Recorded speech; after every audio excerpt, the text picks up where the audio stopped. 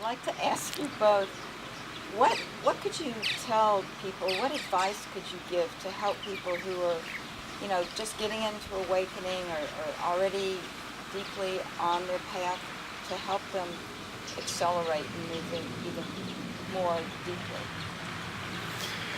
Well, I would say there's a couple of things that are important. One is that this is about clearing, and so it's clearing so that you're able to have the transmission of the energy that moves you into a consciousness of oneness. So some of the energy and the intelligence in it is bringing up things that need to be dealt with and felt through. And so some people may want to back away if they're having some of the yucky stuff come up, but mainly you need to think in terms of that's a good thing.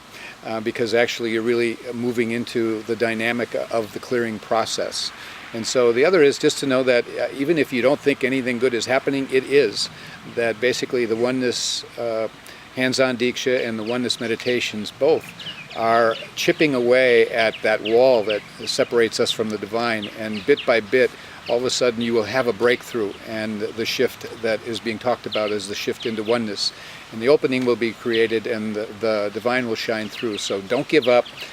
Don't allow your mind to take you into analysis paralysis, and don't give up because you may be having some things come up that aren't comfortable. That would be some of my thoughts.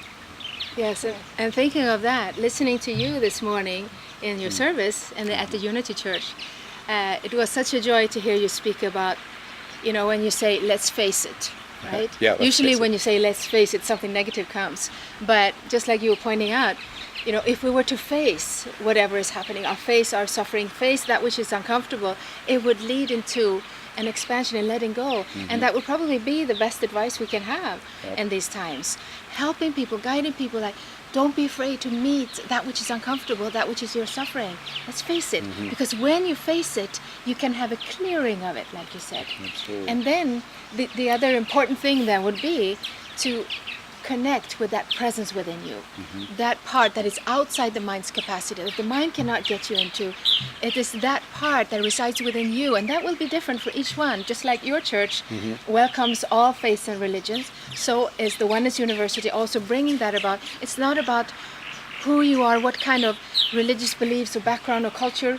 It is about you discovering the presence within, doing that, and then being able to face absolutely what is in the now. Yeah, kind of stare down your ego or stare down the separate self, and just take it on. Yes. Let's face it. Let's face it.